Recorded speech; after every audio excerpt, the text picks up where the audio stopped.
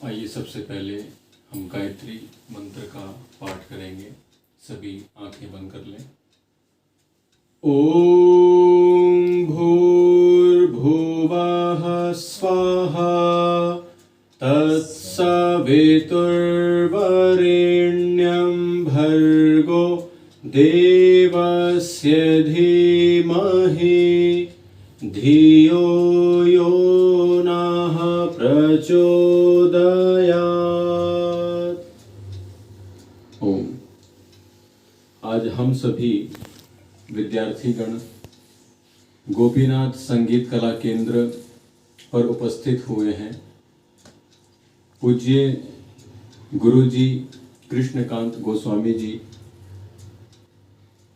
हम विद्यार्थियों के लिए बहुत कुछ सोचते हैं और ऐसा हम देखते हैं जैसे जैसे व्यक्तियों का जो एक अवस्था है, उम्र जिसे कहते हैं एज, वो जैसे जैसे बढ़ती है, लोगों का ऐसा कहना है और ऐसा मानते भी हैं कि बुद्धि जो है वो कमज़ोर पड़ जाती है। किंतु हम यहाँ पर विपरीत ही देख रहे हैं।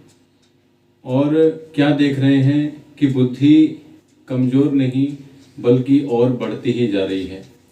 ये हम विद्यार्थियों के लिए विशेष रूप से हम इसे प्रत्यक्ष रूप से देख रहे हैं, क्योंकि हमने देखा, हमें लगता था कि केवल मात्र आए, कक्षाएं ली और अपना रियाज किया और गुरुजी ने कुछ त्रुटियां बताई, उसके बाद फिर कक्षा समाप्त। तो हमें भी ऐसा ही लगता था। लेकिन जैसे जैसे हम धीरे धीरे आगे बढ़ते गए, पूज्य गुरुवर अपनी नई नई क्रियाओं से हमें लाभान्वित करते रहे और आगे भी करते रहेंगे। एक स्वामी जी हैं, उन्होंने कहा, उनसे किसी ने पूछा कि स्वामी जी अब तो आप वृद्ध हो गए हैं, अब तो बच्चों को सिखाना, शस्त्र अस्त्र कलाएं छोड़ दीजिए। तो जो उत्तर स्वामी जी का था, ठीक वही उत्तर मैं अपने गुरुवर का मानता हूँ। स्वामी जी ने कहा कि मैं बच्चों के साथ रहता हूँ तो जवान बना रहता हूँ, अर्थात जब मैं मैदान में आता हूँ तो मैं जवान बना रहता हूँ बच्चों के साथ। उसी नए ऊर्जा, नया जोश, नया उत्साह वही बरकरार रहता है। किंतु अब हम यहाँ पर देखें, पूज्य गुरुदेव भी ऐसे ही हैं।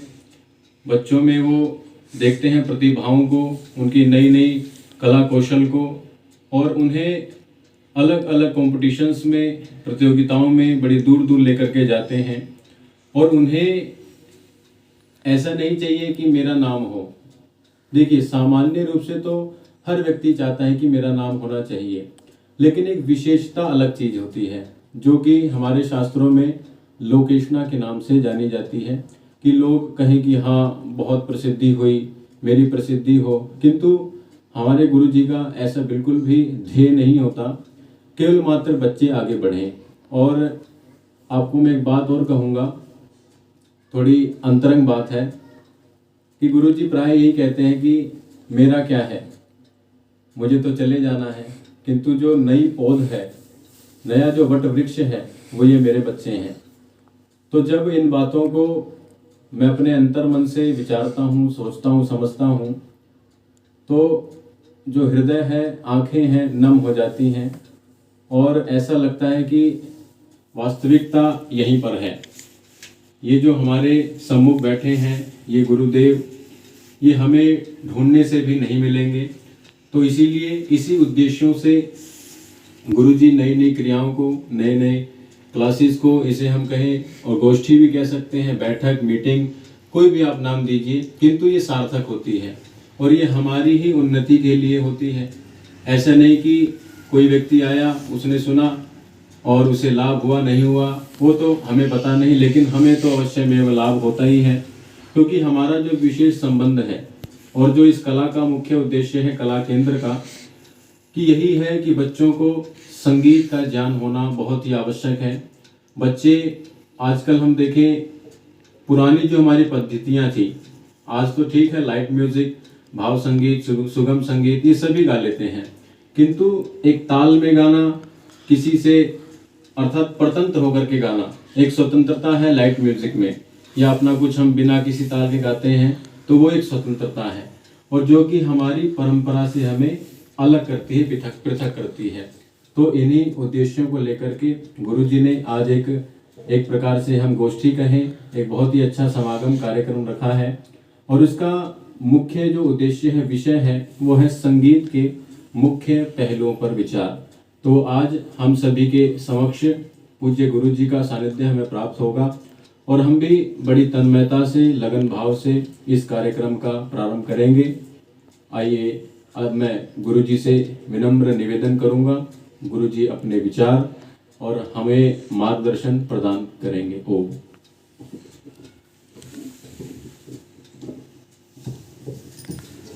बहुत बहुत धन्यवाद संदीप जी। सबसे पहले तो आप सबका स्वागत है मेरे गोपीनाथ संगीत कला केंद्र के अंदर। जो आप लोग आए हैं, हम विशेष तौर पे एक चर्चा से आए हैं, कोई ना कि आज क्लास से है कोई हमारी, या अब गायन गाना है, डरते रहो तो भाई अब मेरा नंबर आएगा, अब मेरे को गाली पड़ेगी, ऐसा कुछ नहीं है। आज आपके मन के उद्गार जो हम सुनना चाहते हैं और उसका हम निवारण भी करना चाहते हैं। तो संगीत में दो प्रकार के विद्यार्थी होते हैं, वैसे तो कहने अनेकों प्रकार के लगा लो। एक जो मनोरंजन के लिए संगीत सीखता है, दूसरा वो होता है जो एक व्यवसाय करना चाहता है संगीत के अंदर। अगर मान लीजिए मनोरंजन करना है, तो मनोरंजन से तो हम ये समझ सकते हैं कि उनको गाना आना चाहिए, बस इतनी भी सब कुछ पूरा है, या आप जगा दीजिए कि बजाना आना चाहिए। लेकिन जब हम किसी को डिग्री या कोर्स करवाते हैं, तो इसका मतलब ये नहीं कि आप उस डिग्री को लेकर के अपने घर में या लॉकर में जमा करवा दें। हम ये जरूर चाहेंगे कि आप जो है इसके अंदर इसका उपयोग करें।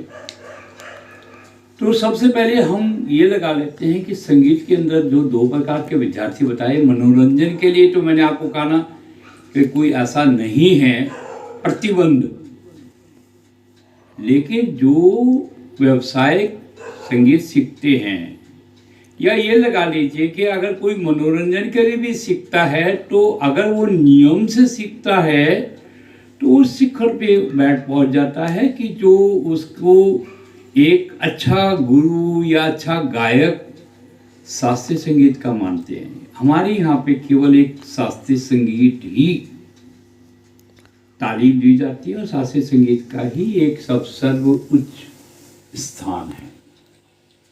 अब हम बात कर लेते हैं कि जब हम संगीत सीखना प्रारंभ करते हैं तो शुरुआत में मन भी नहीं लगता, सारे गामा पाधा ऐसा करते रहते हैं लोग, राग ही राग, चलो जी राग ही करो। मैं खुद अपनी भी लगा लो कि मैं जब हमारे यहाँ पे ध्रुपद गायन शुरू होते थे, क्योंकि पुष्टि मार्ग मंदिर था हमारा, पिताजी हमारे ध्रुपद गाया करते थे, लेकिन मेरी तमन्ना ये होती थी कि मैं बॉलीवुड गाऊँ, बॉलीवुड बजाऊँ, लेकिन ये मेरी सोच बिल्कुल गलत थी। आज भी मैं पछता रहा हूँ कि हमारे पिताजी की अगर मैं पदचिन्हों पे चलता, ध्रुपद गायन अगर होता मेरे पास, तो आज मैं पता नहीं कहाँ होता, तो उसका तो अनुमान नहीं लगा सकता मैं। लेकिन मैं ये जरूर कह सकता हूँ कि मैं अपने पिताजी को फॉलो कर देता तो अपने पिताजी की एक रस्म पे जाता।